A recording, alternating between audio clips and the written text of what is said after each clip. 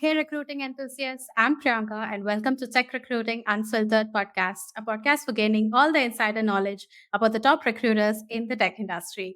On this week's episode, we are excited to have Akshay Mathur with us, who's the former Global Head of Talent Acquisition Technology at S&P Global, a seasoned HR leader with 20 plus years experience in HR tech, talent development or management, people experience, learning operations, and talent acquisition.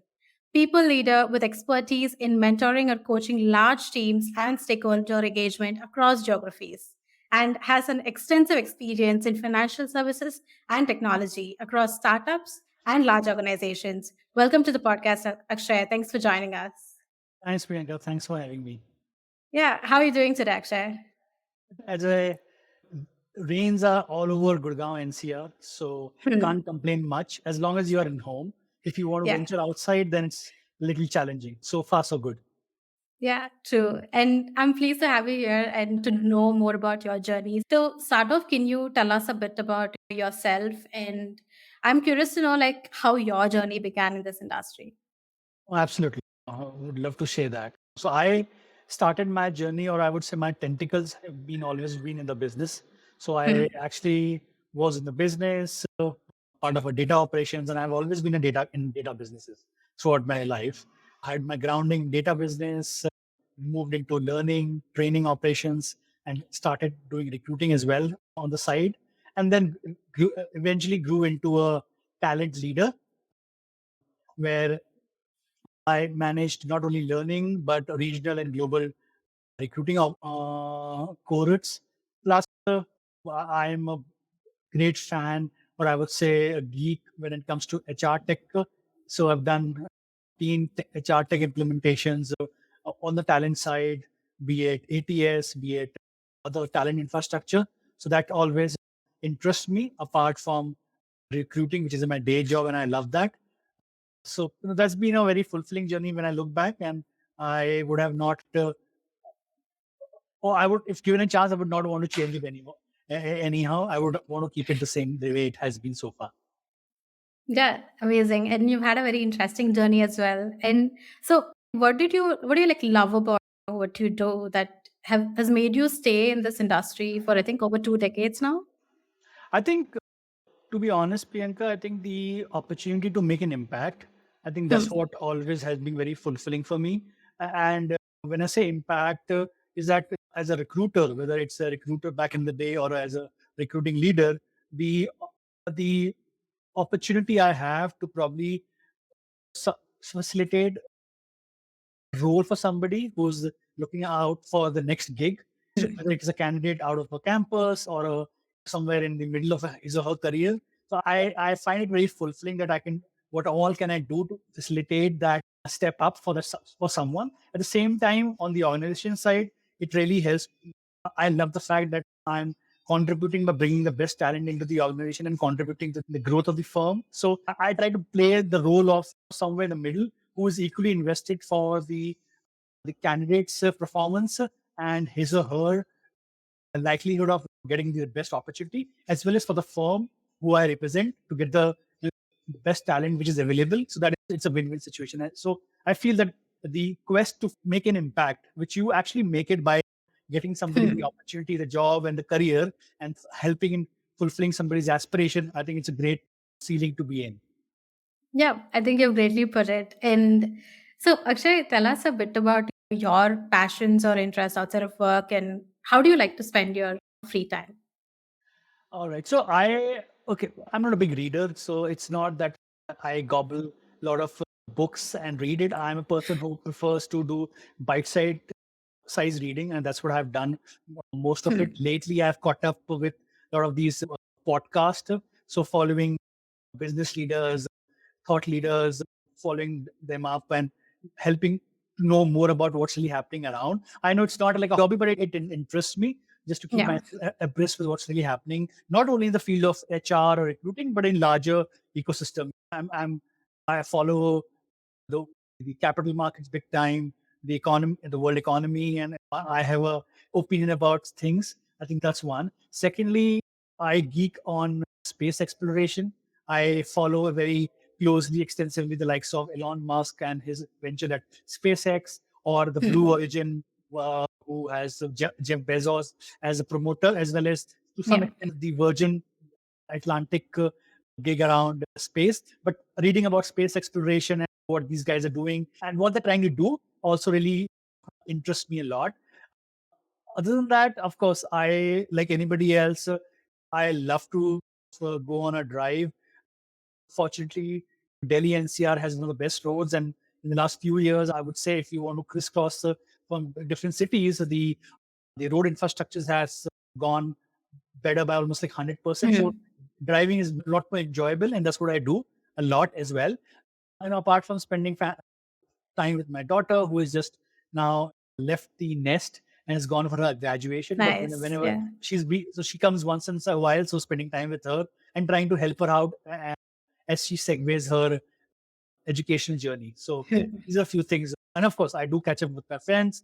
I don't have too many, but very selected few ones, which I've cultivated over the last, since my childhood till date, and spending time with them and making best use of the time you have in hand. Yeah, really nice. And so I think previously you were like heading the global talent acquisition technology at S&P Global, and you've been there for over 2 decades. It's pretty amazing. And so before we get into your learnings and contributions and journey in the TA industry, I'm very keen to know what motivated you to stay with your S&P family for over 2 decades. No, that's an interesting question, and lot many people ask and wonder.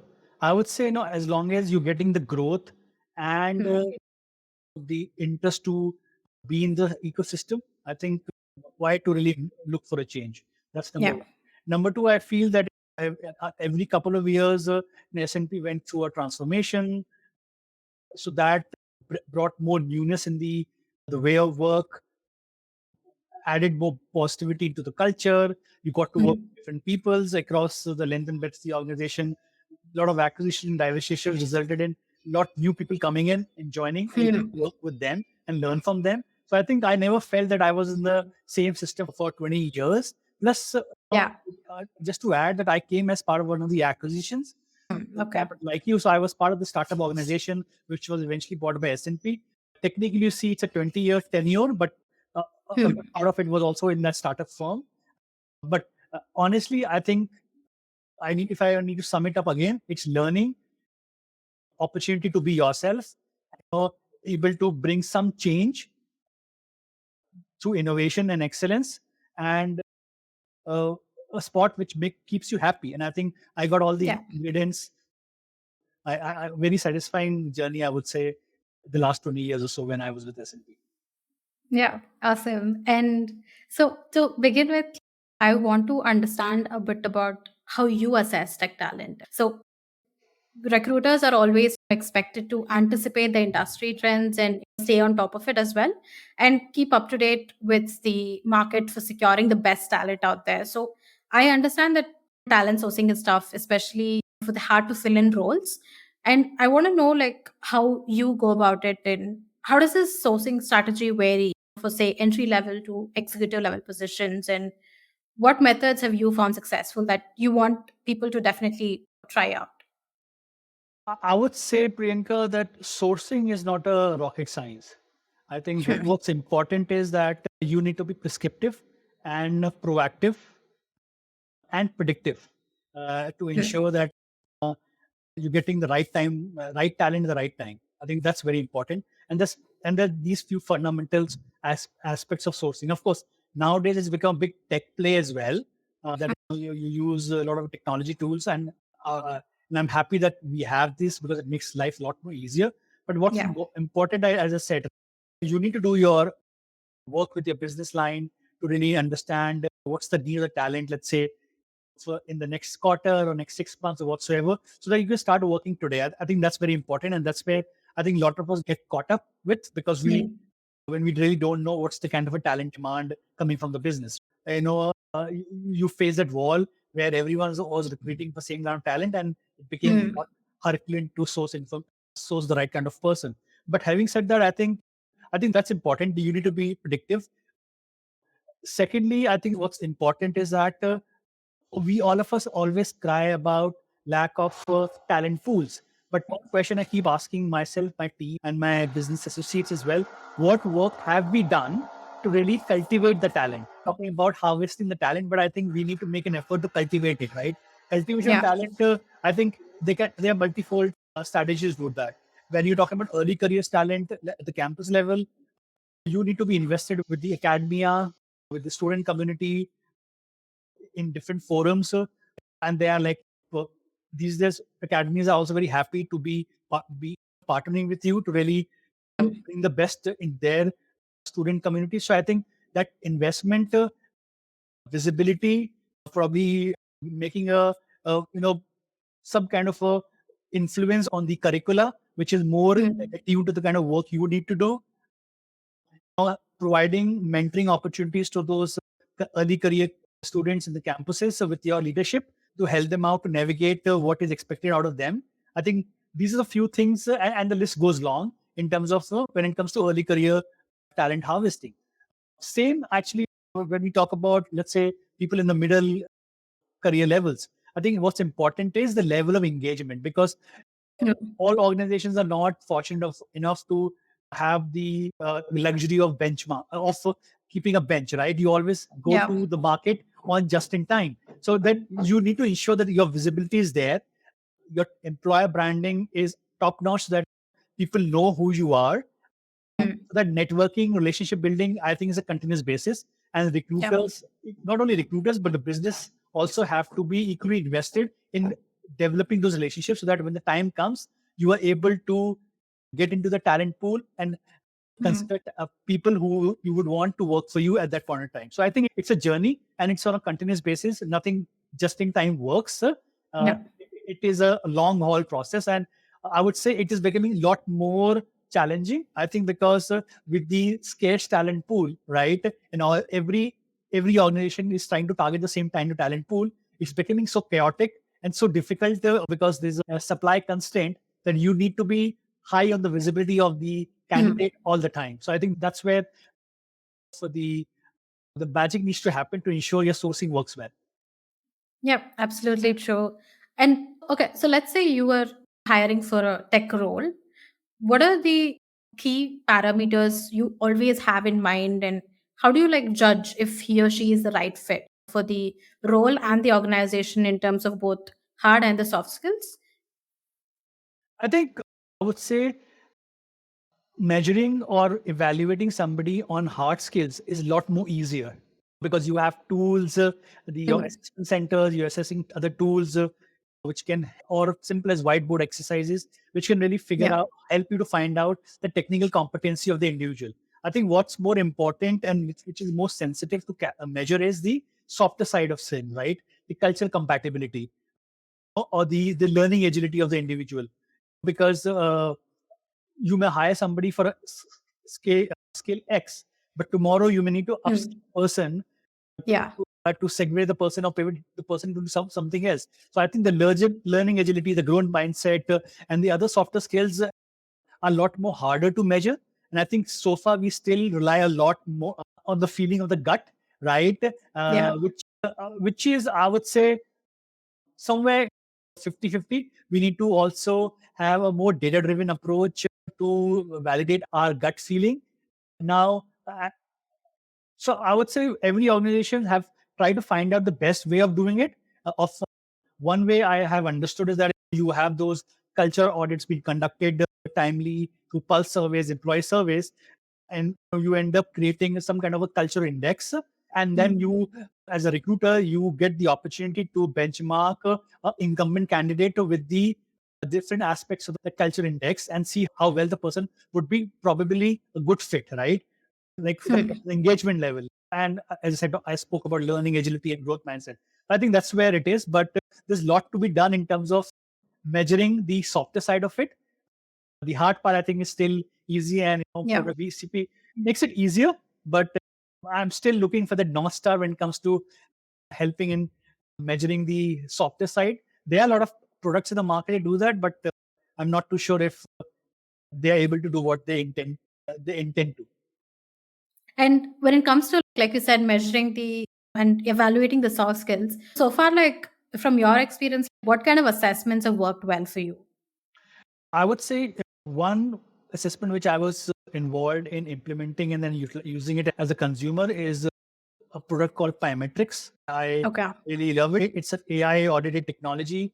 It's based on the concept of gamification, and a lot of work has gone into it because they have an army of IO psychologists who have created like a persona based recruiting for Hmm. certain talent profiles. So I think that's one of the closest I would say who has very helped or influenced me as a consumer in terms of using a product like biometrics, because Hmm. it allows you to really benchmark with your top talent who are already working for you, and then you try to use that benchmark to find similar kind of talent in the extent pool, right? And the benchmark is based on technical competencies as well as the softer side of things. And I think it's been in S&P, we use it for a couple of years, and I'm sure they're using it today as well. And the kind of quality of hire we got was pretty nicer than we had probably in the past. So I would say products like these continue to really interest me, and I would say it is a concept of a play of tech versus human psychology or Hmm. human sciences. Anybody who's getting it right, I think it has a great opportunity to really crack the market, and there are quite many because there's so many products in the market in the Indian context as well as in the international context that you are. It's very difficult to keep a track on them, but biometrics come right to the top because I've used it personally myself. Yeah, that's really helpful for the listeners to actually know that what kind of like assessments and tools have worked really well for you. And so I'd also like to know like how you approach candidate assessment beyond technical skills. What techniques have you found effective when it comes to evaluating a candidate's problem solving abilities or critical thinking and creativity? I think Priyanka, again, to test these competencies, it's again have always been a combination of assessment tools. That's number one, because it just helps you to democratize the process. That's number one. Sorry. Hmm. Number two, I think the rather than uh, talking about the solution, I would say how we actually got there. I think we had to really invest in creating some kind of standardization, the way hiring teams are conducting the hiring process, right? I think that's where Yeah. the opportunities are. Uh, Having interview trainings for the hiring teams, which are behavioral interview trainings, right? Which and doing those trainings every couple of months to keep the rigor around how and what you are assessing, whether it is Priyanka assessing a candidate for a same role, or somebody else in Priyanka's team. I think that's we need to bring as much as consistency in the approach where Hmm. possible. I think that's so. I would say there was a lot of focus on doing that by providing the softer tools to learning and change management in the hiring teams to ensure that we are able to assess the talent. But I would say the best approach in assessing talent holistically has been the whiteboard exercises, where Okay. Yeah. a problem statement has been shared by the interviewer, and then they're having like a marathon conversation which is lasting for like 1.5 to 2 hours, and it is with the focus is on you know so- solving the issue, probably whether Hmm. you are able to get to a solution or not, but the approach towards it. I think where Yeah. we always focus is on the approach rather than the end, because if the approach is right, you'll definitely get to the end. But I True. think that's very important. So I think most, especially for tech talent, I think we are focused on the problem solving activity through whiteboarding exercises. True. Very true. And So one how thing I did like also want to add hmm. also that especially, and this is very cultural to India, when you're using technical assessments, especially if you're using it for early career hires, it works very well. That they are very happy to do it, and they do it timely as well. But as you move beyond the Yeah. early career talent and to the I would say the people in the 5 to 8 years experience bracket, at least in India, it's a cultural complexity to actually make them write an assessment. Right? Yeah. People feel very defensive about it. You need to do like a chasing game all the time, and that's where your effectiveness and I would say efficiency of using assessment Hmm. drops, not because the assessment themselves are not fulfilling the benchmark of what you would want to test somebody, but it is the inability for us to make people write the test because of the cultural thing. And that's very much in Yeah. India. I think if you go to Western markets, irrespective whether you are a person with a 1 year experience or a 10 years experience, and if you expect a person to write an assessment, people are very happy to do that. But I think but in India, I think that has been always been the challenge. And we have always been trying different ways and means to, to crack that code in terms of how less the delinquency can be and more people can actually attend the test. And that has been challenged, especially in when it comes to tech recruiting. Yeah. So have you been able to like crack the code of getting senior to like lateral hires to take the test? Yeah. So I would say the best way for engaging with them is through whiteboard exercises. I think they prefer that a lot more than probably boxing it in a like a time bound manner or like an assessment where they want to need to do NCQC or whatever or write a code. Uh, these people they prefer a lot more of the more like a conversation style of evaluation where there is a whiteboard as part of it. Yeah. And so, like, how do you strike a balance between seeking for specialized skills and fostering a culture of continuous learning and adaptability? Yeah, no, that's a great question, Priyanka, and especially in this environment where your need for different kind of skills keeps changing at the drop of a hat. It's very difficult to Yeah. gain the market, right? In terms of that, you always have people Yeah. who the kind of talent you need and they're available, right? So I think what's more important, and I think that's what I've always focused on, not now, but always in my career, is looking for that learning agility and a growth mindset, the attitude and Yeah. aptitude for the person. I think that's important. Of course, for certain technical skills, certain fundamental requirements are there because unless you know those fundamental skills, you cannot help the person to top it up with the further skills. So that I get it. But I think what's more important is the person's openness to learn, right? So I think that we always look for people who are more open to learn. That's number one. Number two, as an organization, I think we always need to focus on investing in our people to upskill themselves. I know a lot of organizations, again, it's a different maturity for different organization and what the thought process are. A very progressive organization, they understand that they need to go double down on training and development in spite of the fact they know that a good chunk of the people may leave eventually. But I think you cannot. But I think the thought process should be that's a given that some people will leave, right? But that doesn't mean you stop True. investing in learning development. So I think that those organizations are doing well, and we know those organizations how they are, right? They are themselves called like universities because they learn and teach people, and then eventually their talent gets widespread across the industry. So I think investment is on that aspect is very important. Secondly, I think I'm a great proponent, and I know organizations invest a lot on internal mobility. Now, you may have a lot of your talent internally available. They may not be readily there for the kind of a job, but I think that's where we need to continue to train, coach our hiring managers. That's okay. That if you can't hire a blue unicorn because the blue unicorn has his have somebody who's been in the system, you know him or her, invest a little bit more and help the person to upskill and get retrained. And that may become your top performer. I think that's another way to look at it. Thirdly, I would say I really believe in the concept of the anchor hires. And when I say anchor hires, probably hiring the top talent in that skill set from the industry, right? If you're talking about the experienced hires and probably going a little bit beyond your budget, that's okay. But that anchor hires becomes a magnet to attract other talent, and not only for attraction but retention also. And then this anchor hire can become a great mentor and a coach to really help other people who are still not there in that skill, help them to upskill, right? Because they'll have somebody as a manager or as a hiring leader for the group to showcase them a path of learning and somebody who they can look up to, right? So I think I really believe in that anchor hires who can actually become the talent attractor and someone who can retain the talent. Yeah, really great. And so, like you said, I think actually you have extensive experience in hiring for early careers, lateral and senior leadership. So, to start with early careers hiring, how do you go about building relationships with universities and other educational institutions to source the earlier career talent? Absolutely, Priyanka. I think something what I said in the beginning of my conversation as well, right?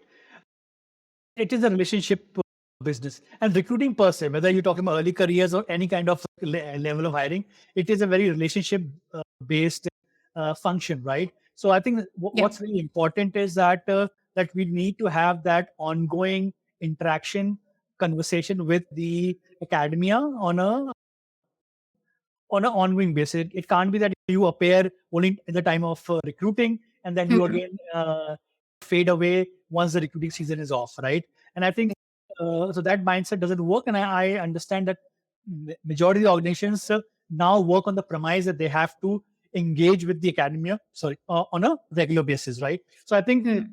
as I said, be on the top of the mind of the candidate, of the student, right? And you can do it through multiple ways, right? Events, conducting hackathons, or your skill-based workshops, your mentoring opportunities, having your talent communities where you are allowing those students to contribute to a problem statement which you may have, create Hmm. those, I would say, opportunity for them to showcase their skills on a problem statement which may be real life, and those series, meetups. So I think these are like very prescriptive Yeah. activities which we you need to do, but you need to do with consistency, and you need to Hmm. have your heart at the right place to do it. It cannot be Yeah. a half-baked activity, then it doesn't really work because those student communities are being wooed by not only one hiring team or a company, but hundreds of them. So I Yeah. think it's important that you do it diligently and on a continuous basis. And of course, if you have the opportunity and the resources to influence the academic curriculum, why not? That way you can attune it to the kind of requirement you may have. So I think that helps. Something I also did as part way back is sponsorship opportunities. You probably do sponsorship of their academia tuition fees, right? Is another Oh, way of okay. looking at it, right?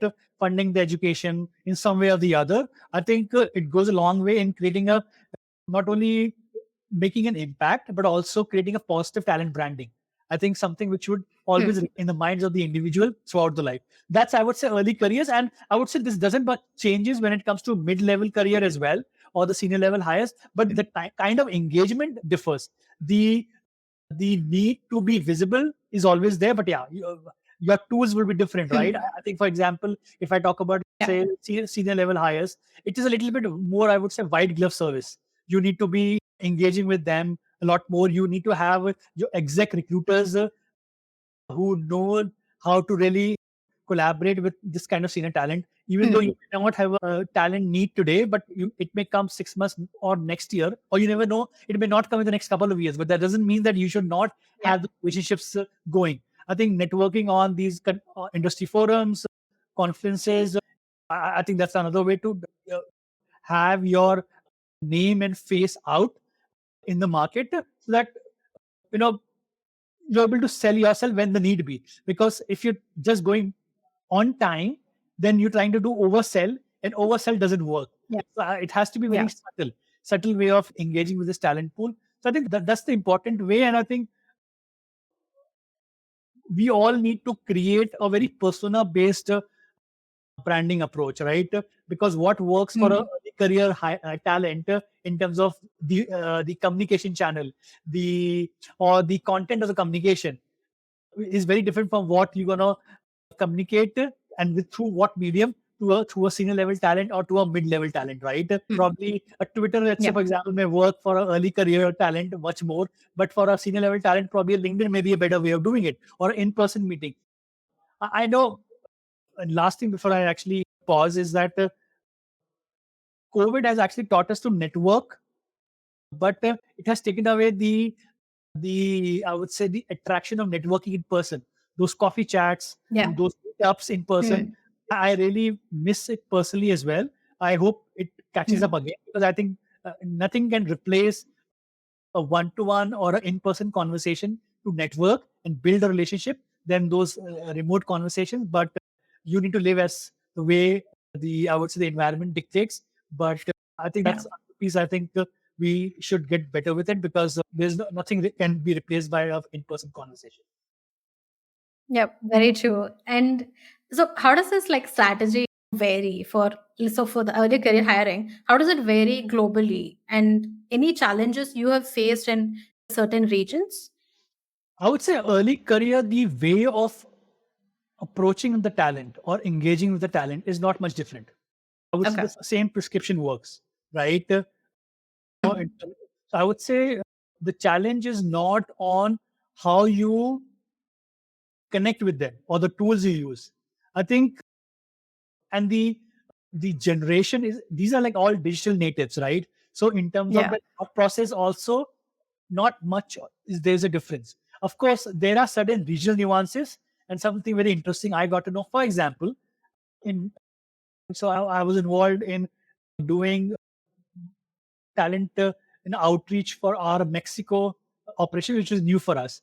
Now I got to Mm. understand that in Mexico, for example, LinkedIn is not the preferred way of people reaching out to each other. Oh, You know, okay. so these small nuances or levels are different, but otherwise, I think early careers is the same. And I would say you talk about any kind of career, whether the experience hires or mid hires, the approach is the same.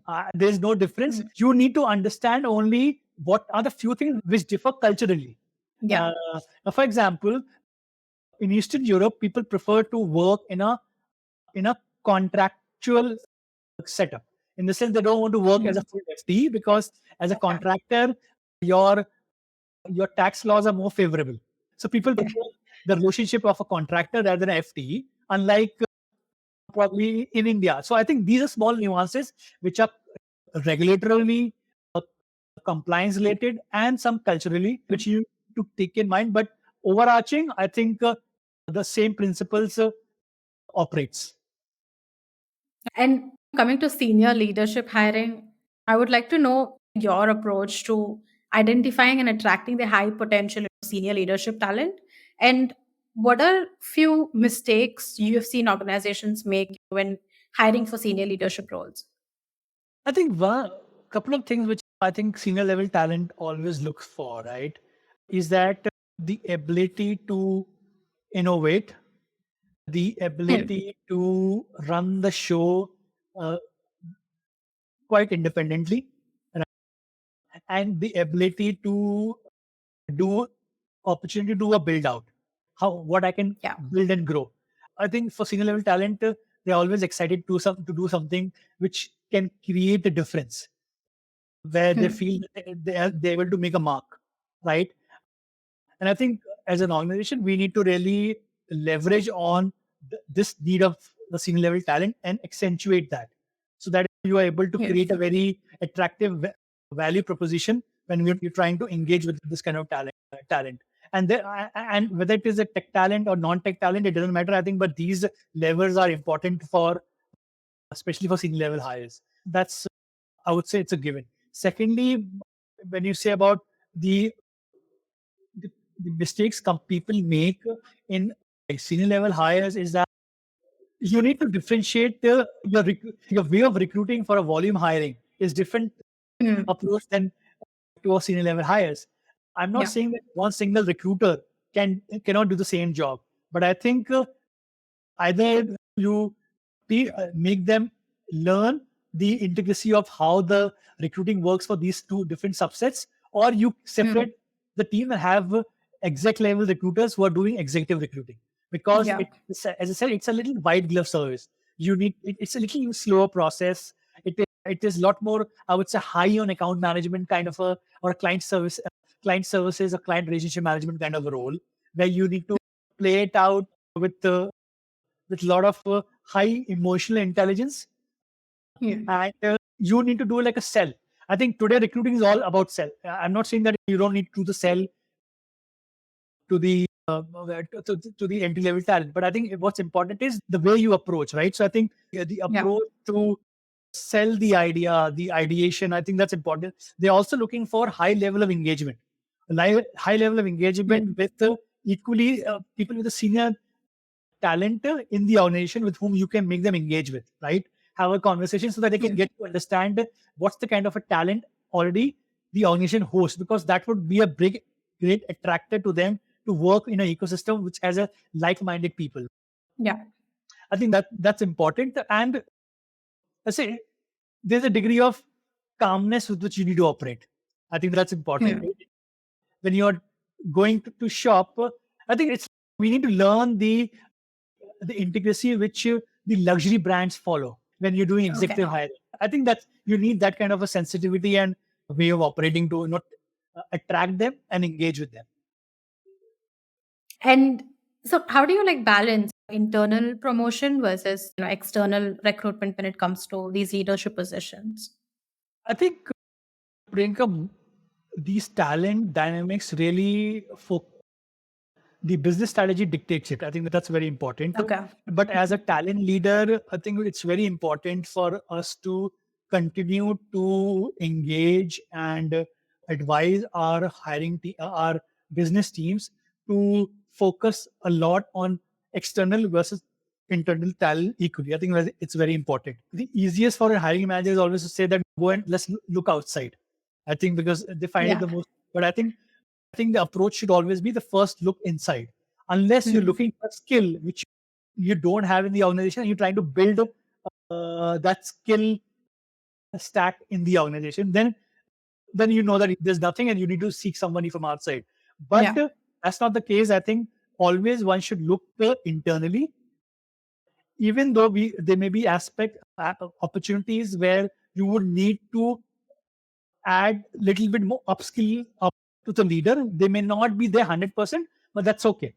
I think we need to Hmm. be more about investing in it and then ensuring that they come on the track of what you're expecting as a from a skill Yeah. set perspective. But I think internal talent should be given preference, I would say. And I think what I have done and I've really engaged with is that keeping a pulse on your internal talent. As a leader, you should know, your recruiter should also know who's who.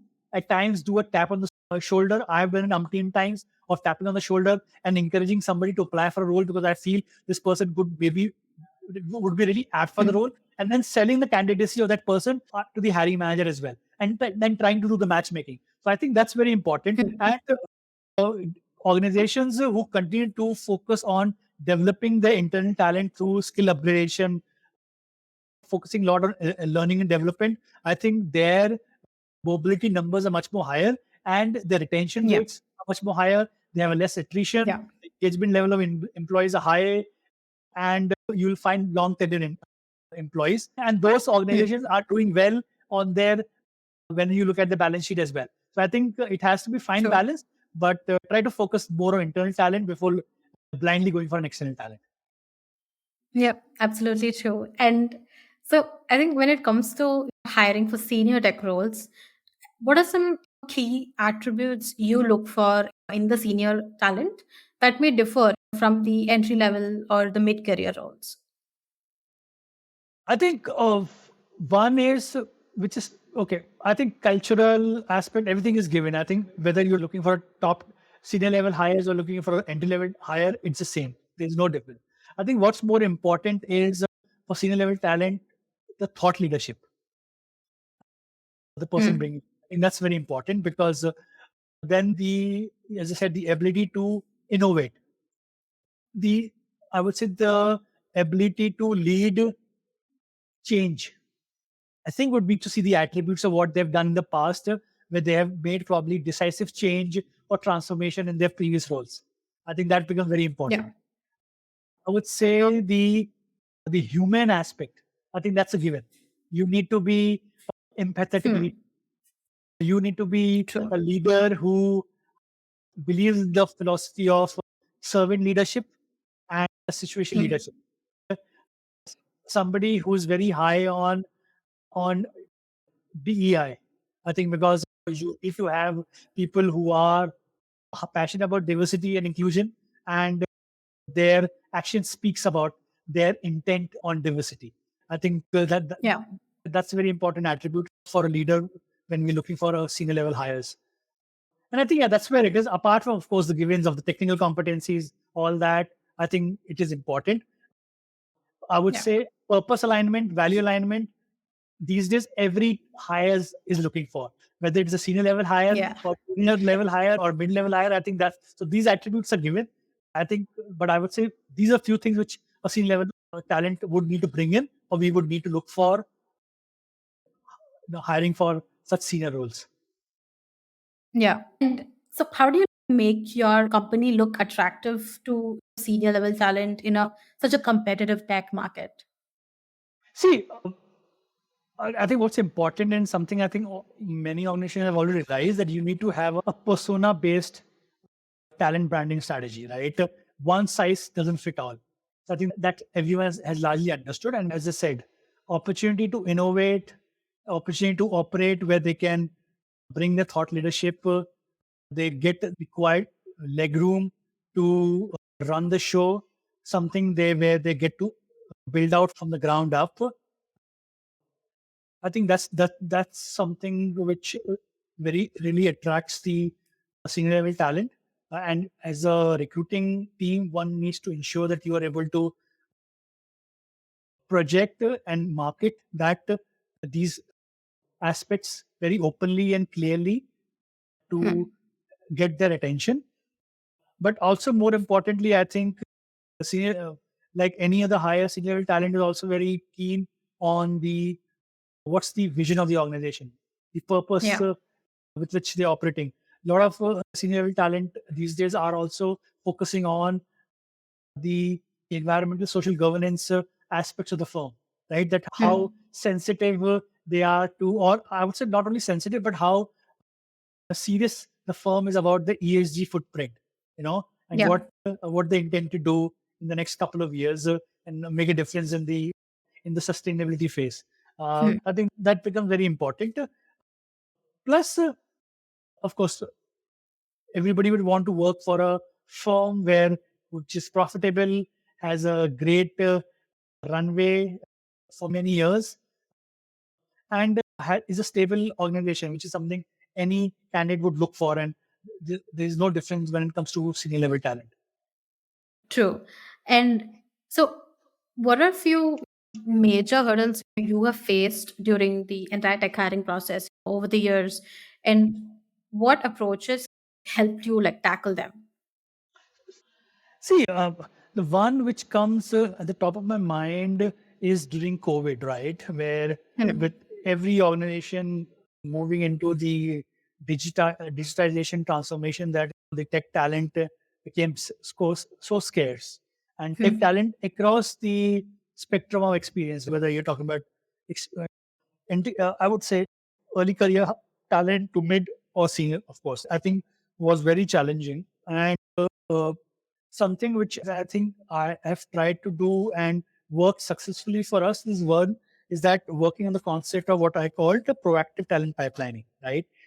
Okay. Something I was alluding to it in the beginning of the conversation as well, where you are little predictive in your approach in terms of what are your talent gaps in the upcoming period based on your historical attrition or your need for certain talent roles, and you continue to source those talent little bit early in the day rather than Hmm. starting looking for talent when the need arises. I think so that proactive talent pipelining, I think work has to work and has to churn people all the time, because so that you are not caught napping only when the market need is. Secondly, we've worked continuously with our learning partners to ensure that our upskilling and reskilling initiatives are on a hyperdrive to ensure we are Hmm.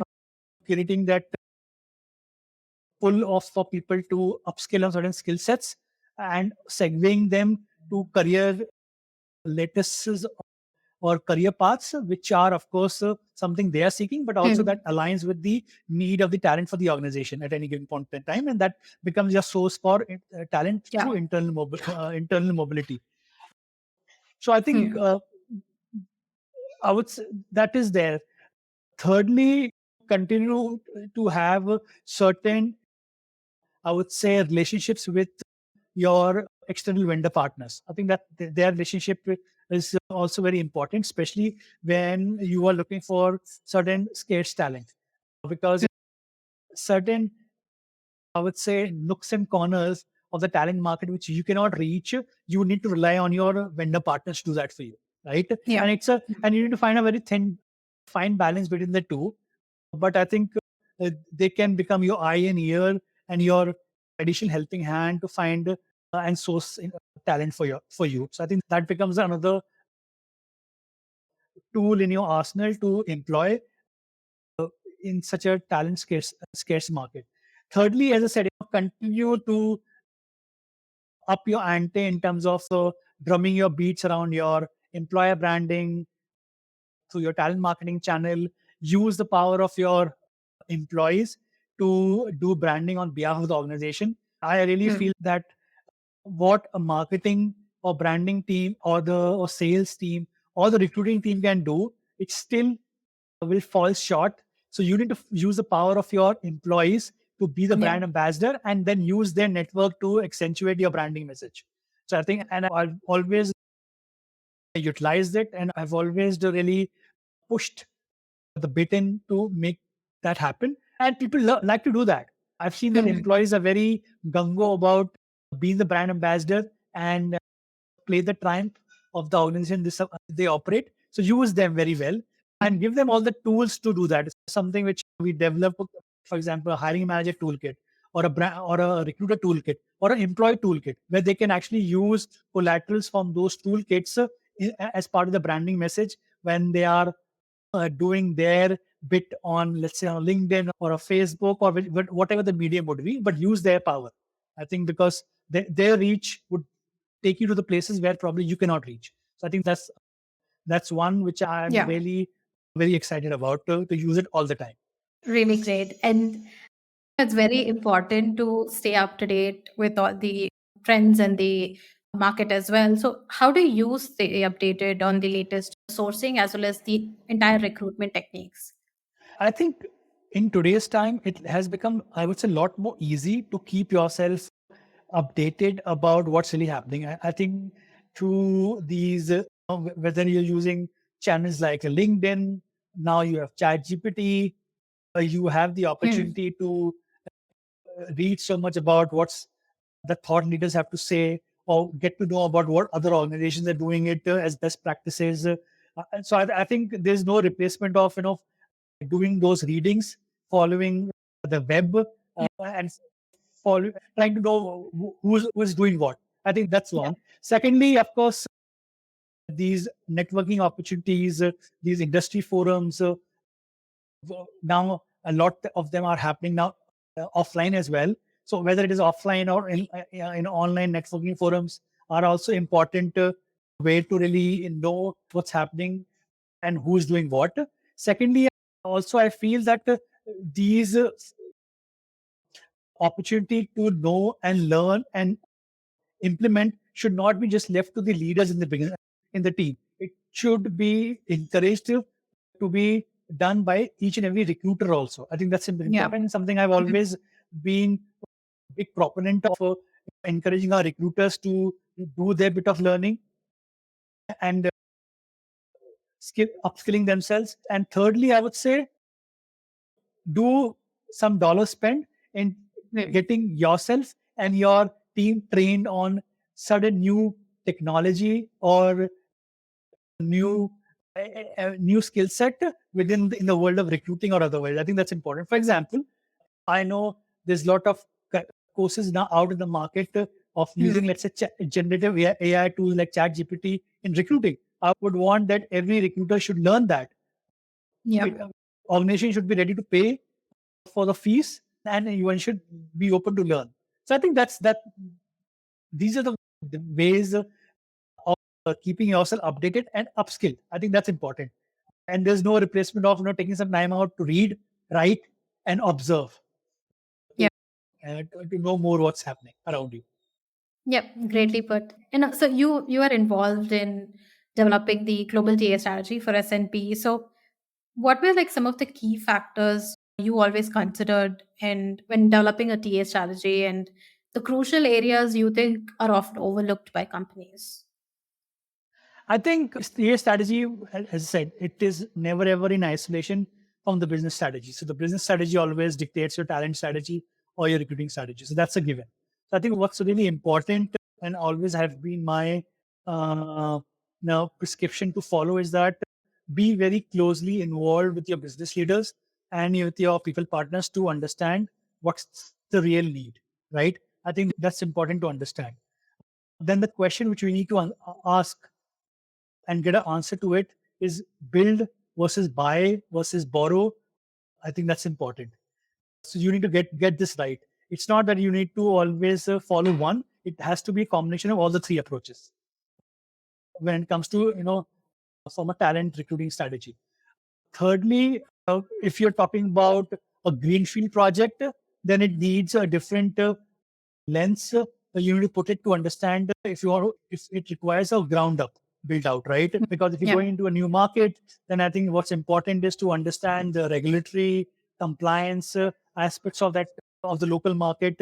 And for there, I really rely on vendor relationships, right? Because those vendors who are working in the market, they know the market very well. They can become your intelligence to understand the market, especially in the beginning, in the initial period. So I think use vendor relationships to get your intelligence right, and then of course have one or two of your recruiting organization staff members been hired locally because they can be your intel to dictate the strategy of recruiting, right? I think Yeah. these are the few fundamental things which are important when developing a TA strategy, and then all these inputs can dictate what kind of sourcing strategy you would need to have, what candidate demographics you need to figure it out, how what would be your comp and ben strategy to attract talent, your game plan in terms of your when it comes to your the branding talent branding piece of it, right?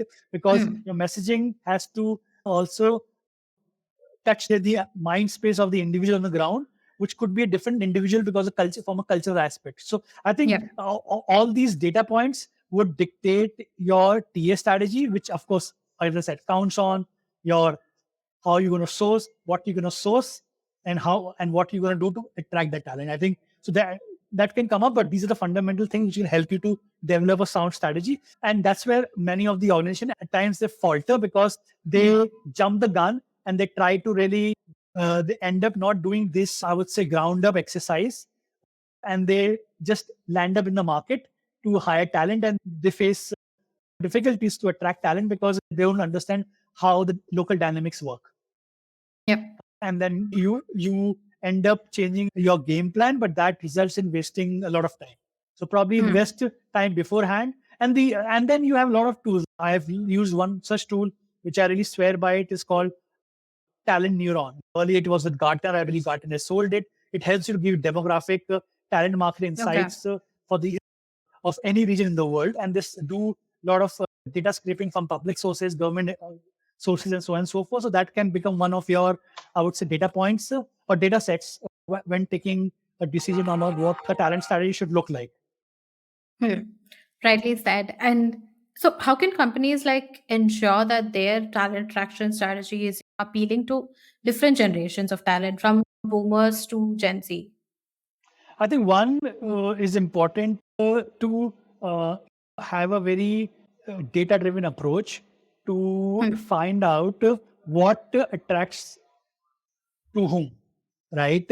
Now, for example, the organization to understand, like, say, example, for a Gen Z, you need to have a higher pitch when it comes to, let's say, hybrid work arrangement Okay. versus probably, let's say, a baby boomer who is more interested to know how your health plan works. So I think, first of all, identifying that there are different talent groups and who are multi generational, and what would attract to them versus what would attract to some other. I think you need to get that right. As long as you have that understanding, then you can able to create a persona based branding strategy to reach out to them. Because see, at the end of the day, the employee value propositions talk track is the same. What would interest you, of course, to you and me, what will interest how the compensation works, how the hybrid work environment of the work environment works, what are the health benefits, how the learning development works, how the growth prospects are there, blah blah blah. But for probably for you, the hybrid workspace arrangement is more important than for me, which is a, let's say, a health plan, right? So I think we need Yeah. to toggle between these different levers, and that's where I think a detailed data and analytics approach can help you to really maneuver your messaging plan and then approach the pool accordingly, rather than Yeah. going with a one standard communication plan which will not appeal to everyone and may end up being very dud. Yeah, true. And as important it is to develop a very solid TA strategy, I think it's equally crucial to measure the effectiveness of your TA efforts and see what's working and what's not and constantly make improvements. So I would like to know like your approach to measuring, how you approach to measuring your TA efforts and what metrics or indicators do you find most valuable? See, again, measuring of the recruiting team's effectiveness is a combination of qualitative and quantitative benchmarks. On the qualitative ones, those are typical metrics, right? Which everyone uses today, from as simple as time to fill to time to hire to the conversion ratios and so on and so forth. I think these are like fundamental metrics and they do good, right?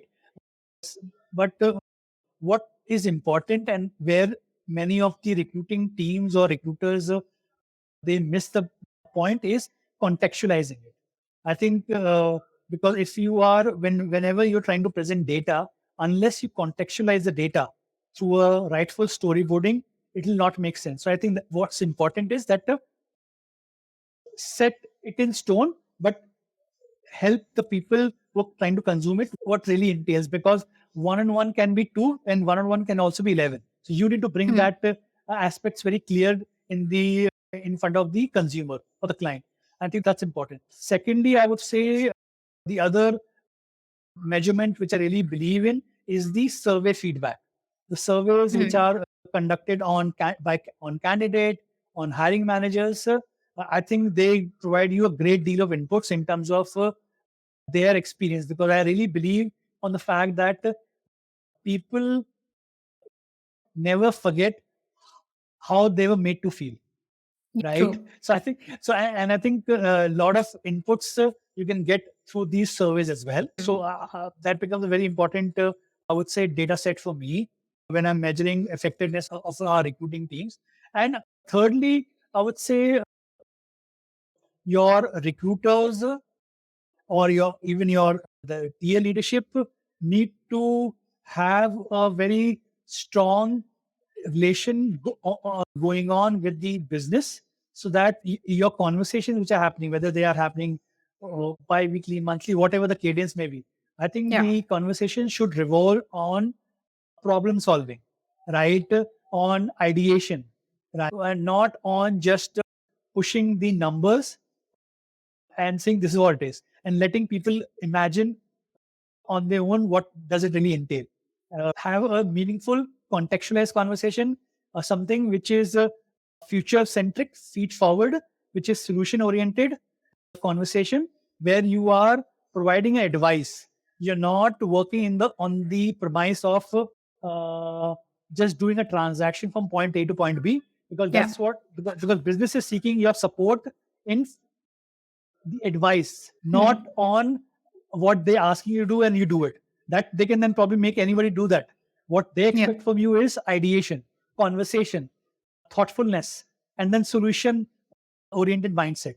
I think that's as long as you keep that, the input or the feedback will come on its own, and you'll be able to fix the gaps, because there will always be opportunities and room for improvement. So I think as Hmm. long as you have a I would say continuous improvement kind of a mindset, right?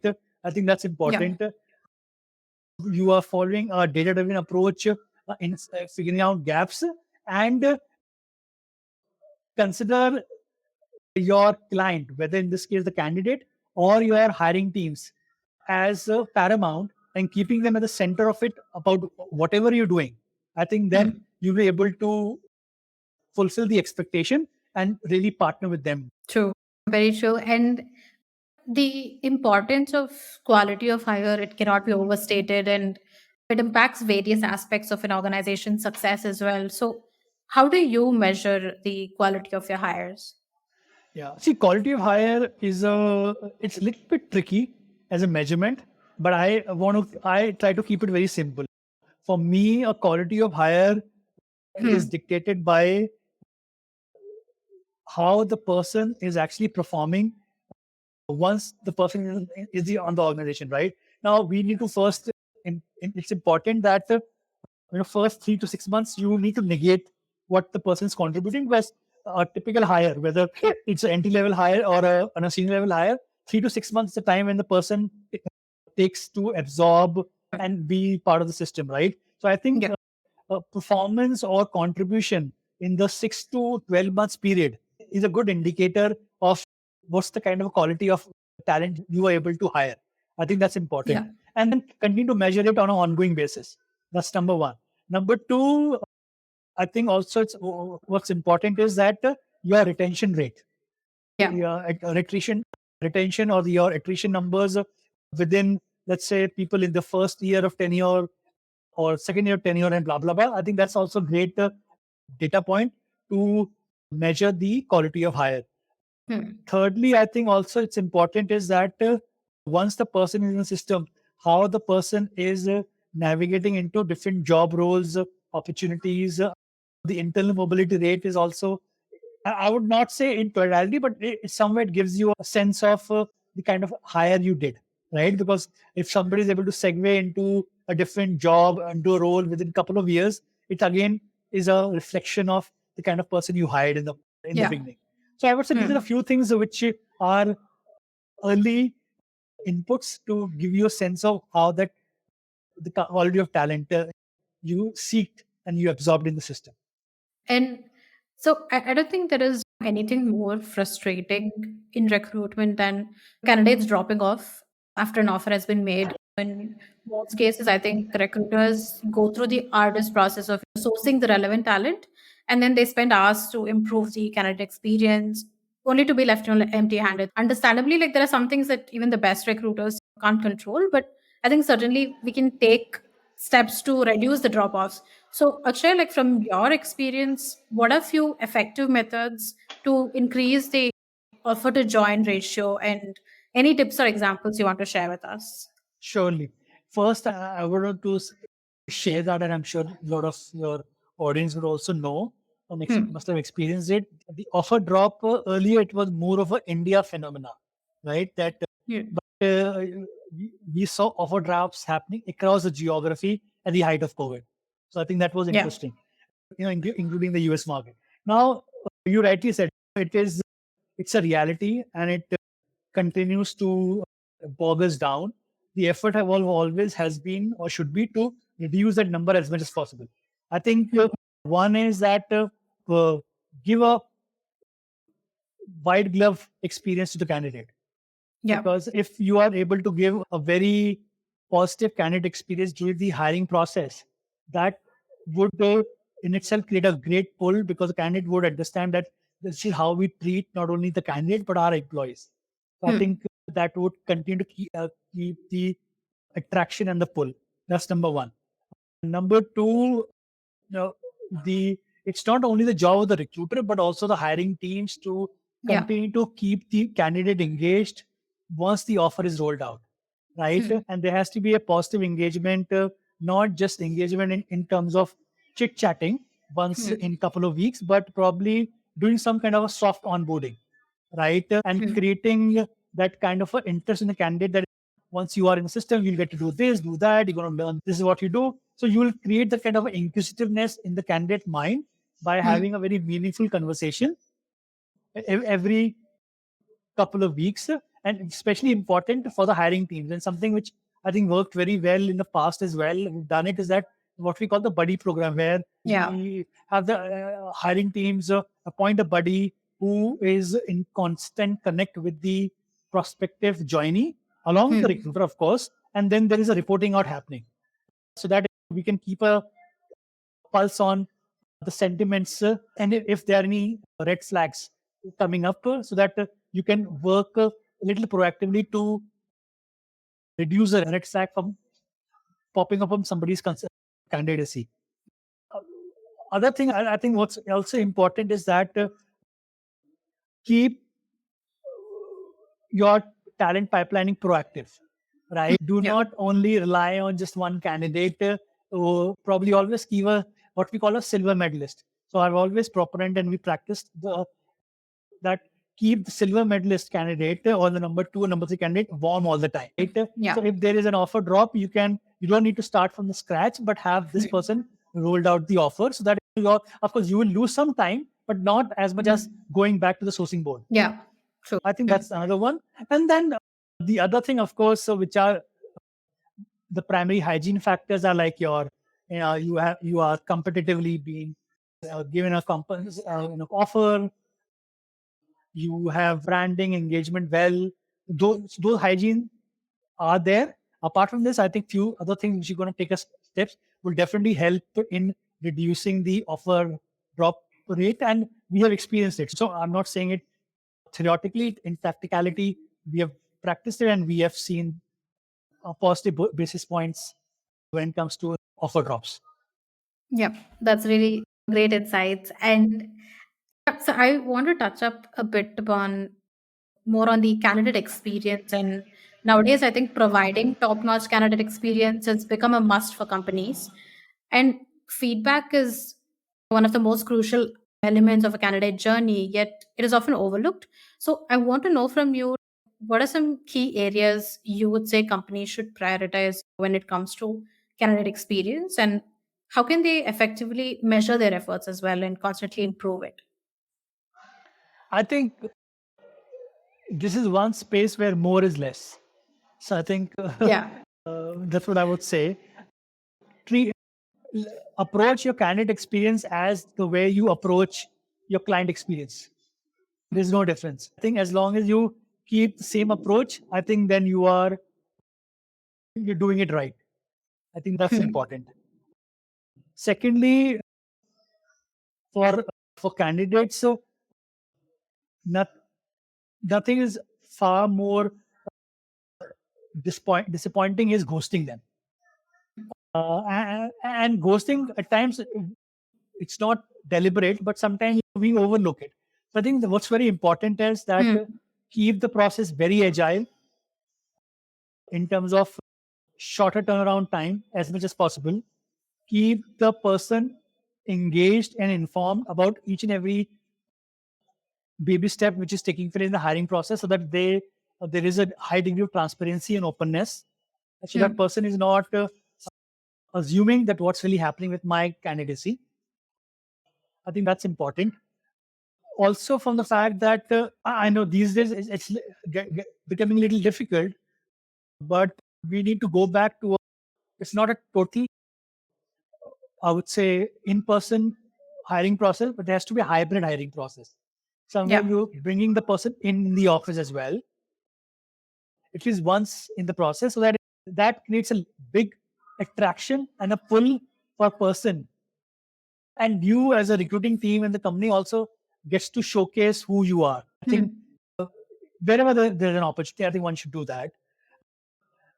Plus, I would say, for candidate, the feedback, you rightly said, it's very important. And something I experienced it is that the feedback mechanism in majority of the in the recruiting organization is not the best in a way, especially for not only for external candidates or even for internal candidates, right? That they staff for feedback, because Yeah. it's not about yes and no. They are also looking for something constructive input, where they can be a segue for them to do some kind of a developmental planning for their own candidacy for future opportunities. I know it is a little time consuming.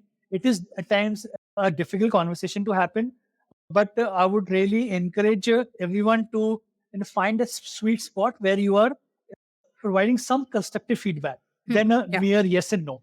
I think Hmm. that is greatly appreciated by the candidate because the person would take this back as a learning and would appreciate, okay, that you took the time to know him or her, and then Hmm. probably it didn't work because for multiple reasons, and you were very open and transparent about sharing it, so that gives him or her the opportunity to work on it so that can come better the next time.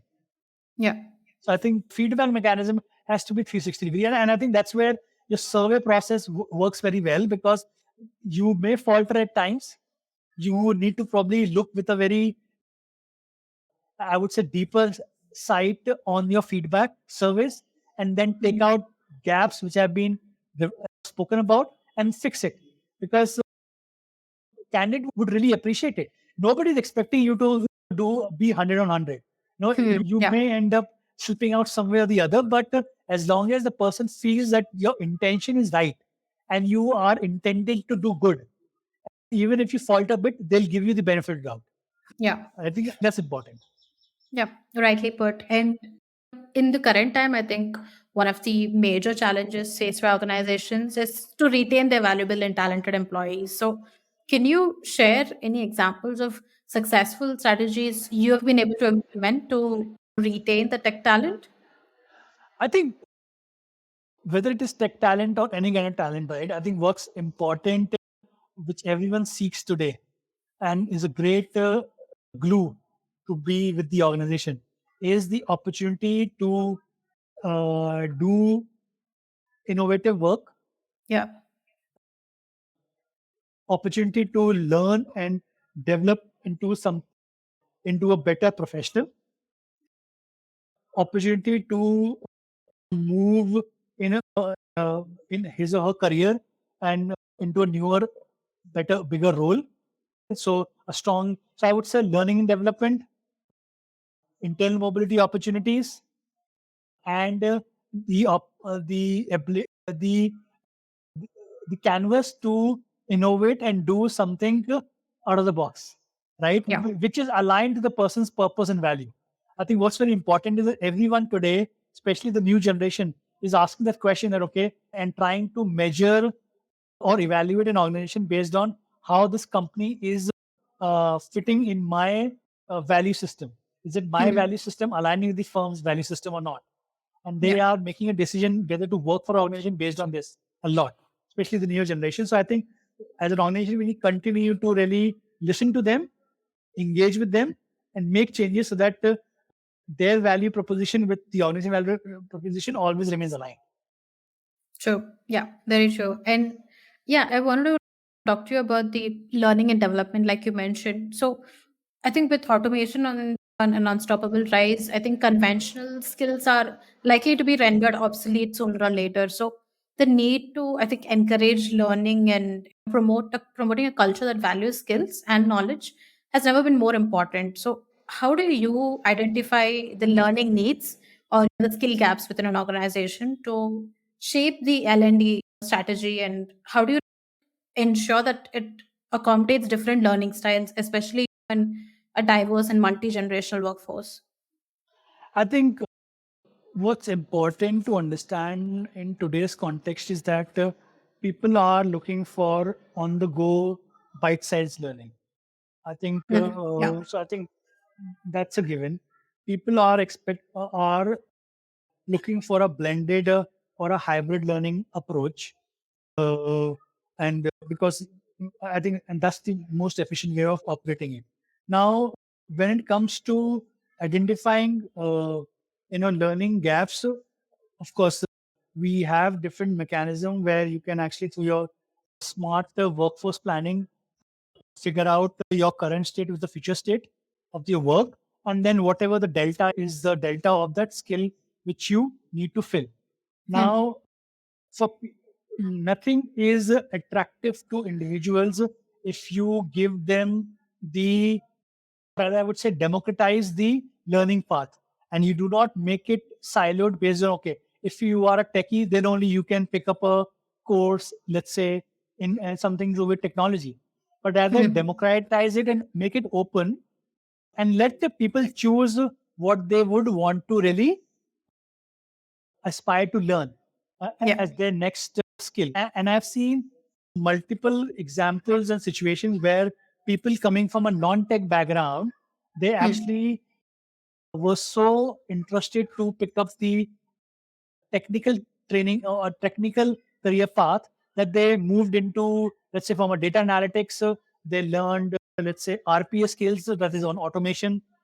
From there, they picked up certification, let's say on, let's say, a UI path or a Blue Prism, and they moved into hardcore automated automation related data analytics growth path, and then Hmm. eventually learned machine learning data scientists, and they became and moved into a hardcore data scientist roles eventually. Nice. Right? Yeah. So from a coming from a non-tech background, moving into data scientist, and I'm just like, giving one example. There are umpteen examples of moving from non-tech to tech. It is not easy for sure, of course, but it is not that it's not something impossible. Yeah, if you're Yeah. expecting somebody who has no programming or coding competency, and the person aspires to be a coder, then it requires a lot of heavy lifting on the individual part to do that. So there has Hmm. to be Yeah. some guardrails and sense to dictate and advise people what would work and what would not. But I think democratizing the learning is the best way of uh, upskilling someone and letting them to choose their growth story. I think that's the best way of doing it. Plus, as an organization, uh, I've seen that they are very good in providing these learning opportunities, but Hmm. they fall short of monetizing those learnings. What I Yeah. mean by monetizing it is that I, let's say, learn a particular skill, but then there is no project or a work profile in which I can get into and implement or practice my learning. So that learning is of becomes little useless in my Yeah. mind. I feel that why they at the first place I actually did this learning when I'm not able to actually implement it. And then True. you see that those people seek opportunities outside the organization and they slip out. So I think what's Hmm. important for organizations are not only to provide an ecosystem where you are able to encourage and make people give them the canvas to learn, but also the opportunity to implement the learning through multiple ways. It may not be a full-time job. It could be a job rotation. It could be a project-based work. It could be like a gig Hmm. opportunity. But give them Yeah. something so that they can actually monetize the learning, which will make them feel more confident about what they've done, and then encourage them to actually take that learning path more seriously and continue to upskill in that path. Yeah. Yeah. I think you've rightly said. And Akshay, I think you actively support DEI and by bridging the gap through pipeline initiatives. And it's your firm belief that by promoting diverse talents, thoughts and cultures, backgrounds and capabilities, we can create an environment that fosters innovation and growth. It's absolutely true. So I want to understand a bit about how approach diversity and inclusion in tech hiring. So, what kind of strategies or initiatives like have you implemented to create a more diverse and inclusive hiring process? No, absolutely. And this is something which is very close to my heart. And Hmm. I've done a lot of body of work around this aspect. Now, if I talk about more on the India context, right? I think when we talk about India, diversity for us always become men versus women, right? Of course, the definition of diversity changes when you move across the geography. Yeah. Now, I in the recent past, a few programs which comes at the top of my mind, which really helped us to foster the diversity question is one is the women's returnship program in Hmm. technology. Like the way our culture is, and people because of family obligations, they end up moving out of their profession journey for Hmm. the family obligations, and they so return to work program was one. The idea was to bring the woman on break back into the workforce, and it requires a high degree of sensitivity, right? Yeah. A True. lot of nurturing, lot of coaching and mentoring to help them to gain the confidence on the Hmm. and also help them to upskill on the technical aspects so that they can start contributing positively. I think that Hmm. was one program which we launched a few years ago, and then we've been running it ever since and worked very well. And I feel take a lot of pride that I was involved in in launching that program in India on that piece. Secondly, I think I did a lot of work on looking at the other diverse pools like LGBTQ plus Hmm. veteran talent, people with disability as well. Yeah. And I think these talent pools are, of course, of have a great visibility, and a lot happens in other geography. But I feel in India we still have a lot to do.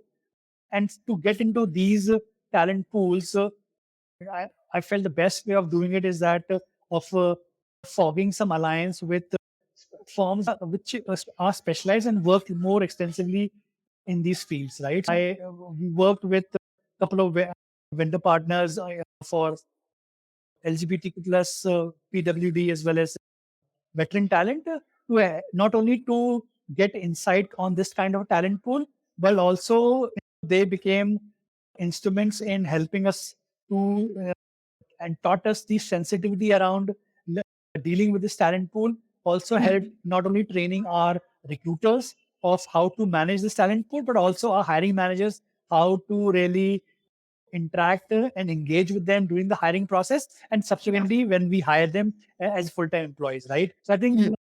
that was a great learning in this regard.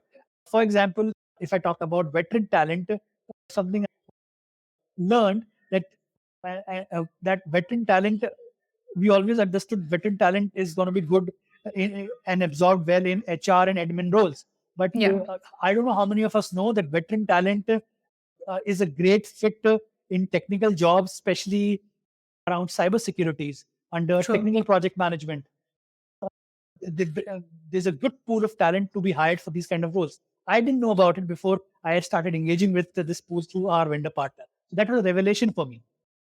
So these things, these kind of nuances, you get to know only when you start working more closely with them. And it was, I think, a great deal because I come from myself from a defense background, and I take Yeah. a lot of pride in and running this initiative. Or Yeah. people with disability, right? People with neurodiversity, for example, they are.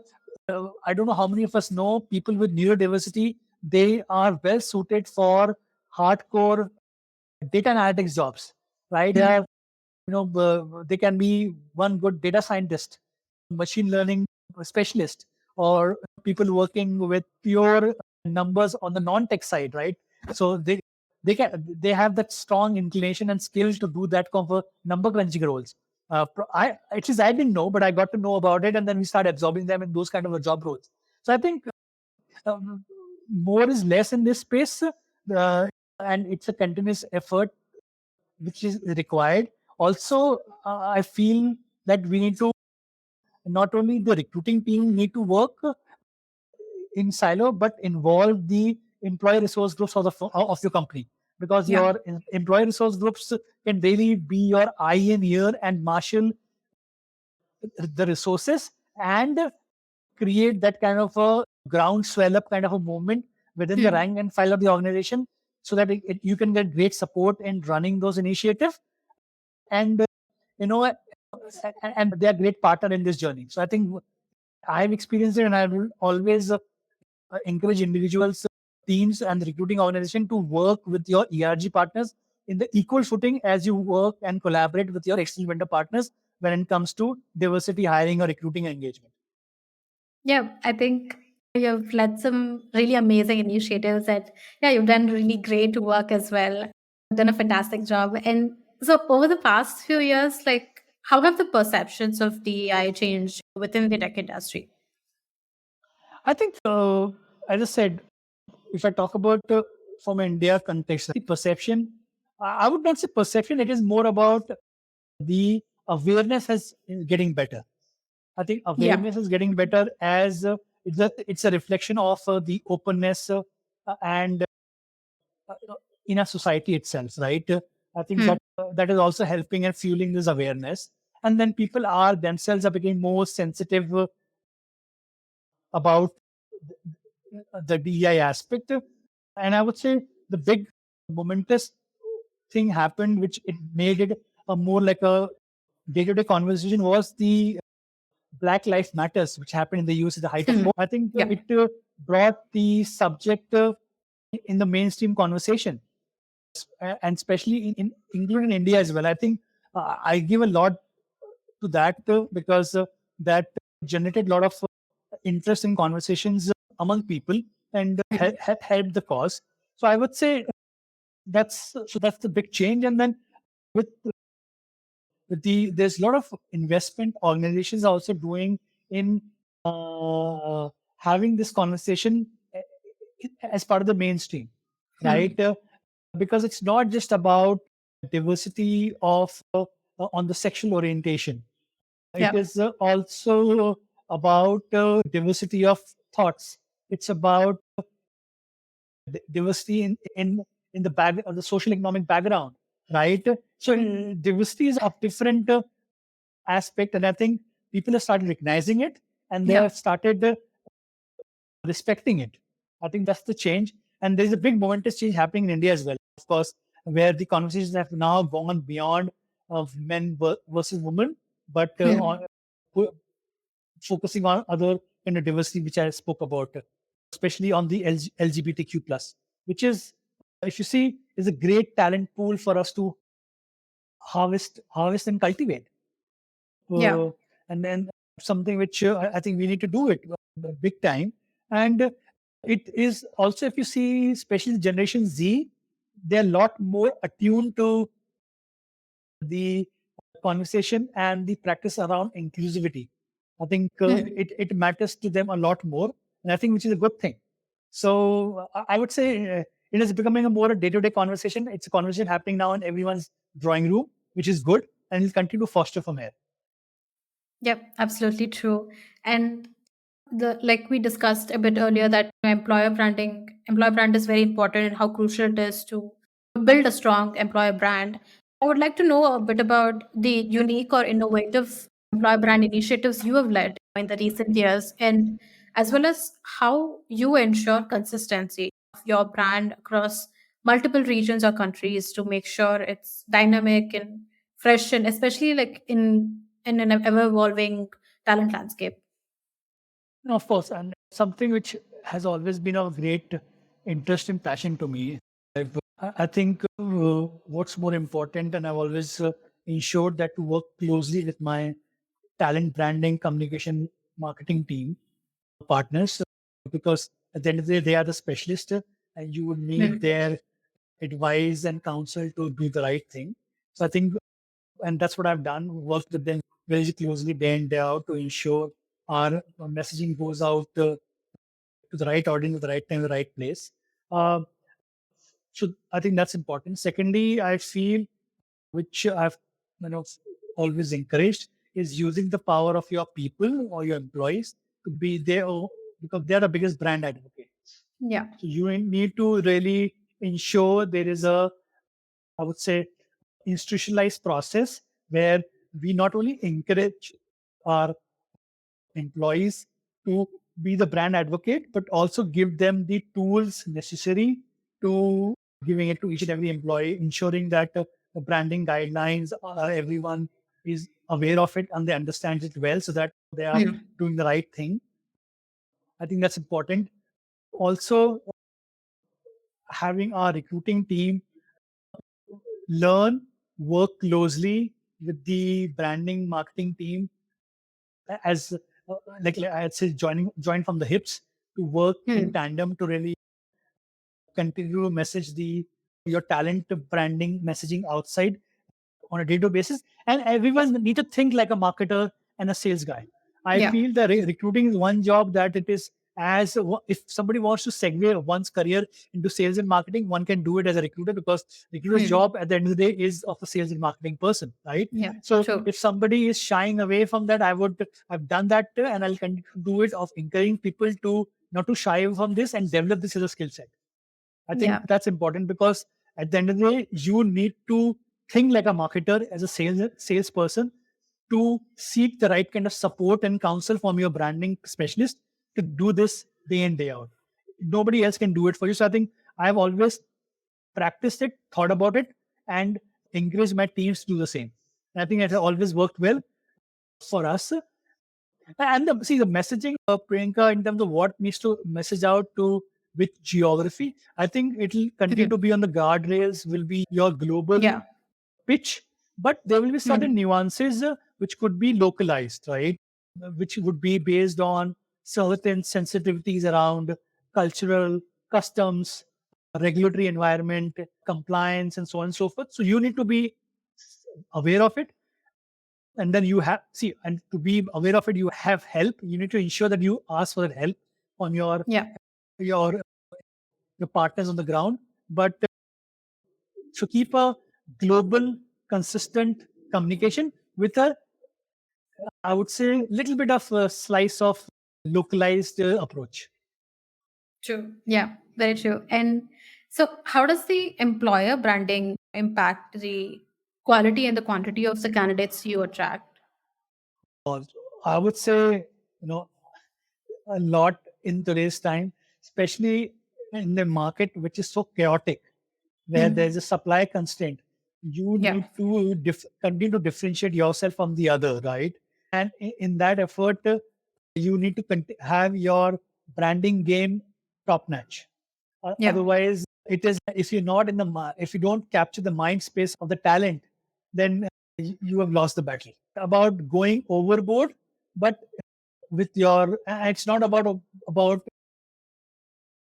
you always need to spend like dollars to really be on the front page of a newspaper. I'm not doing that, but it's a continuous process where you are ensuring that you occupy the mind space, and there can be subtle ways of doing it, right? As I said, using your employees, using your Yeah. recruiters, using your social media channels. Of course, the other people, we use different websites as well, be it Glassdoors, be it your career website. Continue to really keep the content rich, make it Mm. bespoke based on the kind of candidate or talent you are, or which generation you are focusing on, which region. I think customize it.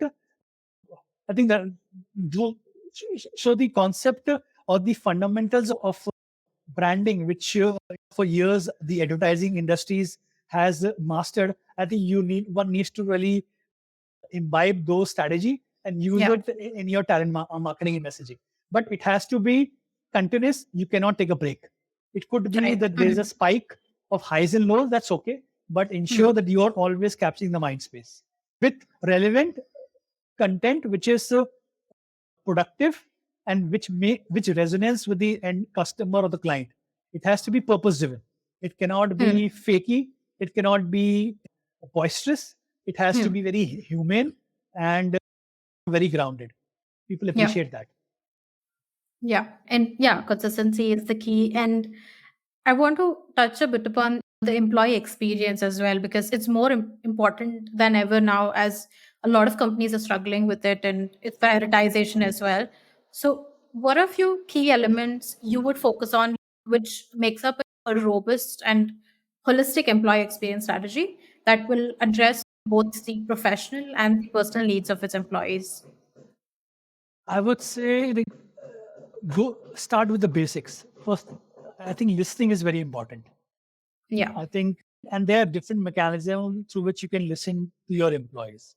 Of course, we have tools like those employee surveys which are done yearly, or pulse surveys which are done. Every organization has their own cadence, but I think keeping your ears on the ground and getting to know about what people are thinking, I think it's a great way to know what's working and what's not working, and then Hmm. take steps to solution it. I think Yeah. that's important. And then see, employee experience is the sum total of uh, uh, what you go through as a as a headcount of the organization, right? From your Yeah. day-to-day interaction with your colleagues, with your seniors, with your juniors, your uh, your way of work, your workspace, the trust question you have with your boss, the whether the opportunity to be yourself at work, the positive work environment, the culture, or your uh, simple hygiene factors as, of course, your comp and ben, your well-being programs, opportunity to Hmm. grow, learn, develop yourself into a better professional and a human being, all that really counts, right? As long Hmm. as an organization we are able to provide all these inputs for person to be themselves and able Hmm. to bring themselves to work, right? Yeah. Where you are respected, where your opinion counts, and you Hmm. feel that you are important. I think Yeah. that would create a positive work environment, and it'll have a reflection on the your employee experience. True. And again, there is no one size fits all. You need to Yeah. be prescriptive, you need to be Hmm. deliberate, and you need to be, I would say, consistent in doing it. Yeah, that's very true. And so, with the rise of remote work and distributed teams, how can like talent acquisition teams adapt to accommodate these changing work dynamics? I think, see, we were like, in a way, without we understanding it or could figure out what's happening around us, COVID made it happen, right? It Yeah. was at a touch of a button, we all moved remote, and then using our ingenuity and the human spirit, we worked our way up in terms of how to work in a remote environment, right? So I Hmm. think uh, this remote hybrid work environment continues to play out. We, as a recruiting organization, I think we have already used and continue to leverage technology to do that.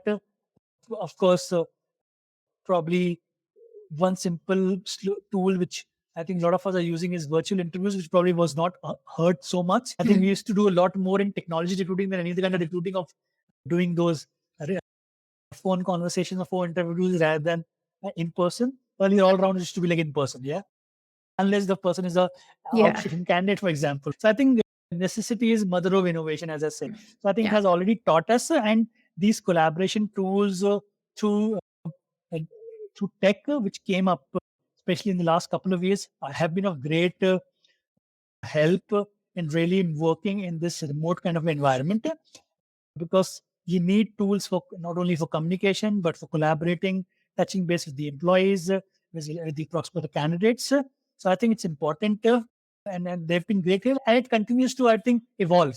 Yeah. Um, so I see it just getting better from here, uh, Hmm.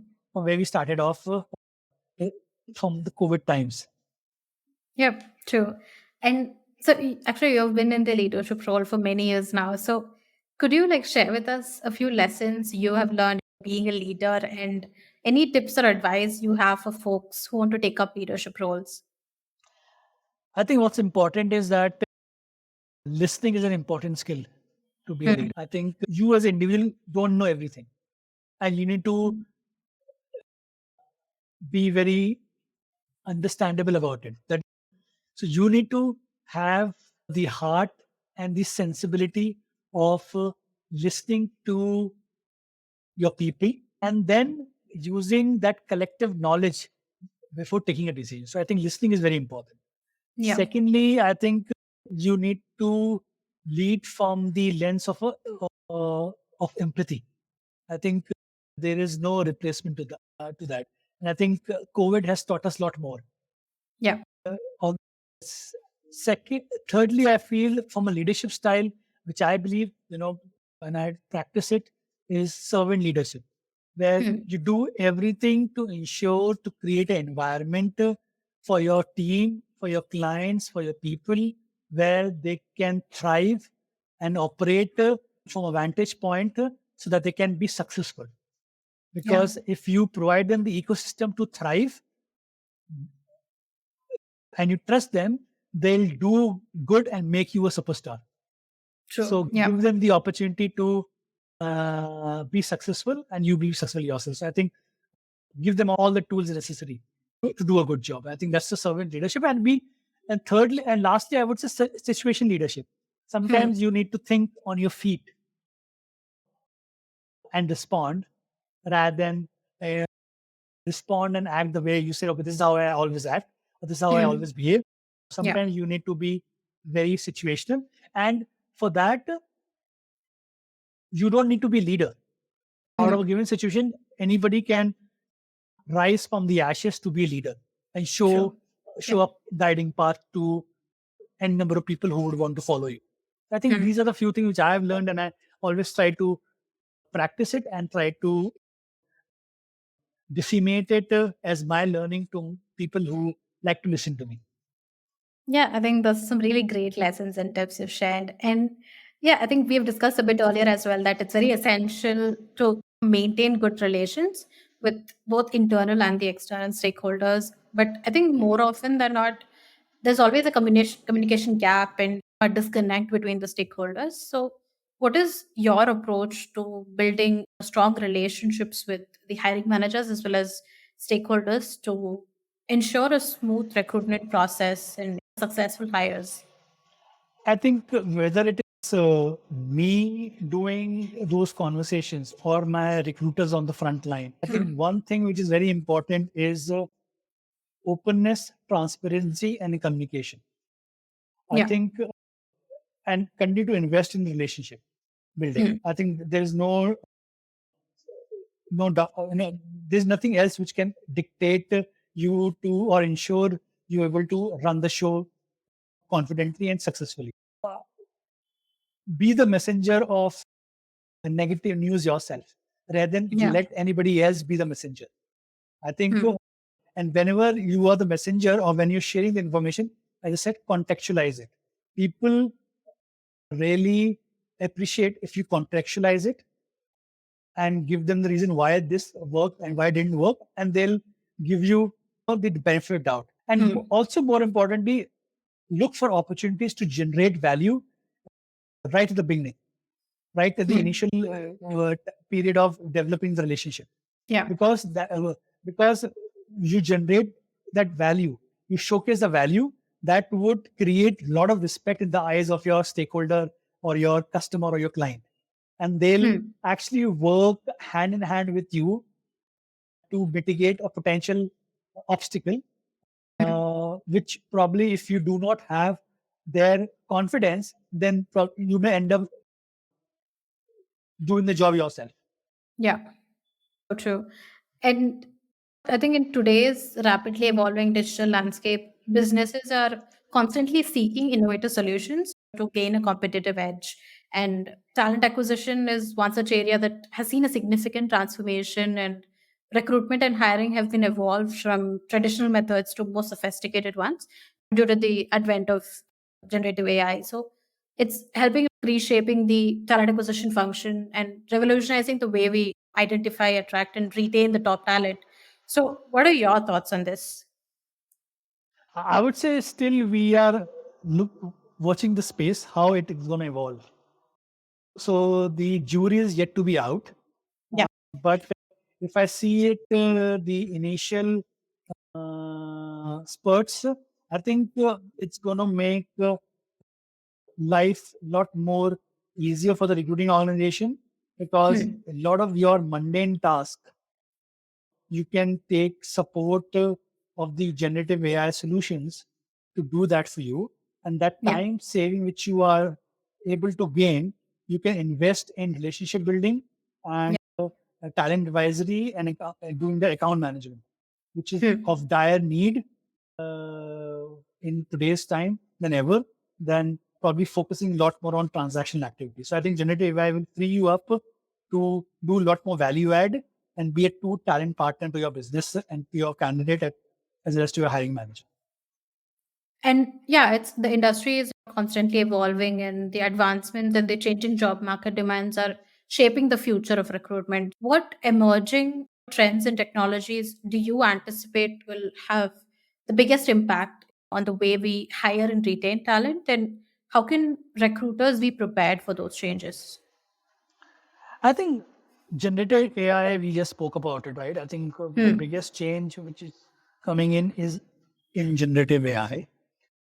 And you will see mushrooming of lot many technology related tools on on generative AI, which would come for a great support and rescue for the recruiting organization. Especially, I see in not only though we have products so far using machine learning technology, other AI technology on resume screening and scraping, but I would more focus on these tools in which will help in assessing the talent rather than sourcing, because there is still the jury is yet to be out on because of the biasness in the system, and with so much of I would say data loss coming into play.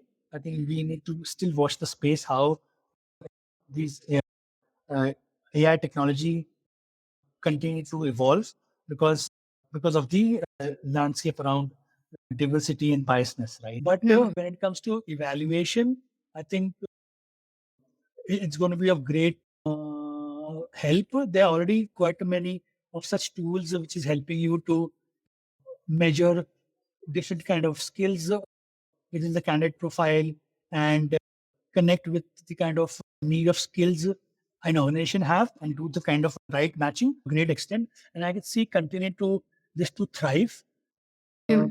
Secondly, there is a lot of work happening within the internal mobility, what we call the talent marketplace stuff. Yeah. So there is a lot of tools are being used and are continuing to develop to really to figure out how to do the internal mobility a lot more successfully, where we are able to not only match the right talent with the right role, but also help in uh, identifying the talent gaps and then advising our employees on certain learning journeys or learning paths to upskill themselves so that they can be rightly placed with the talent gap on those career journeys for a better role, which could be advanced to the job that they're in today, or they may move into adjacent roles.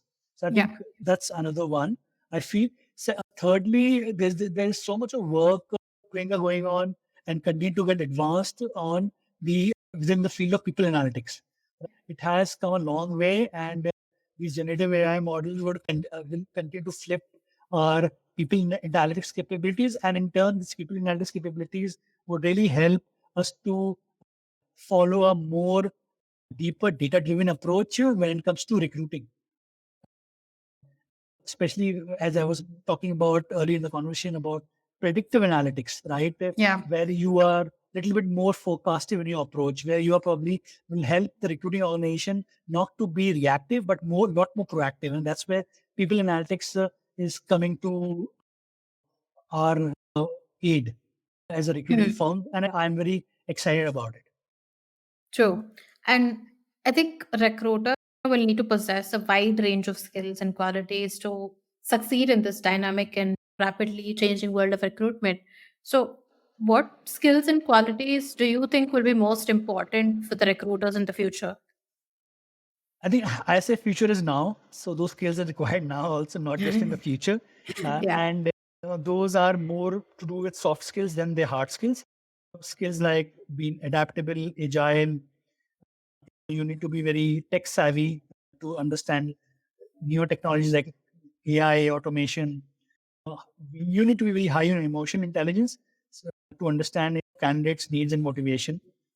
Then for problem solving, critical thinking, understanding of cultural competencies, and a growth and learning mindset. I think that's important. And last but not the least, data literacy. Yeah.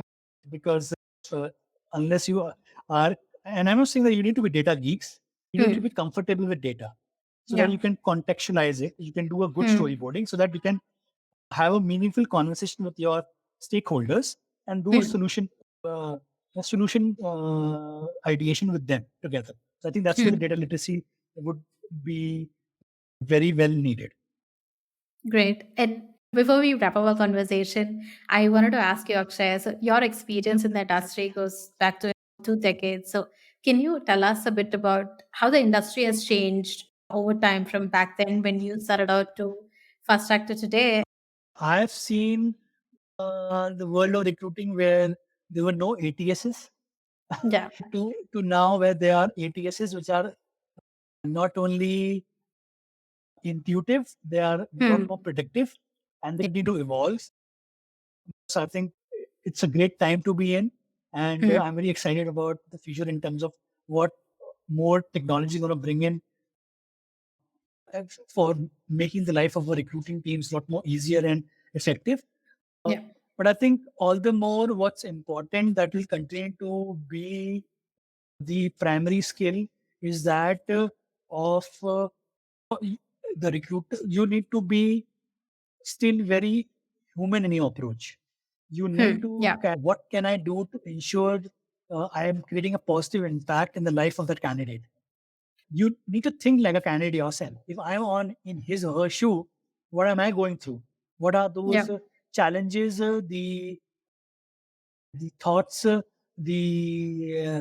know the I would say the mind games which our minds are playing, and think from that candid perspective and try to solution it, try to make Yeah. the journey a lot more comfortable and easier. Those Hmm. tenants were there back in the day and they continue to be there today and going in the future. That is, you need to Hmm. keep the approach as people first. There's Yeah. no replacement for that. And I think that's going to be, and employee value proposition, talent branding and marketing, a growth mindset, all would be needed to grow and thrive in the future as a recruiter or as a recruiting team, and be proactive and prescriptive in your approach. I think, and less of reactive, less of transactional approach. I think that's the need of the hour, and this continue to be required more and more as we move into the future as a learning team, because our businesses at stakeholders are not looking to us as a team who are just running a requisition and bringing it, running Hmm. from point A to point B. They're looking at us as a true solution partners who, with them, who can we ideate on talent strategy and then help them to bring the right talent on the door and support them in their quest to find the best candidates around before time, or I would say being a little bit more forecastive than reactive. Hmm. I think Yeah. rather than getting stuck in jargons, they are Hmm. looking at us working in a solution oriented fashion where we are on the same side of the table, not on the opposite side of the table. Yep, I think rightly said. And that brings us to the end of our conversation. We've had a very in depth conversation, which I really loved. And I enjoyed speaking with you, Akshay. And I love the insights and the tips you've shared with us today. So thanks again for joining Tech Recruiting Unfiltered podcast. Thanks, Priyanka, too. Thanks for having me. Really appreciate that.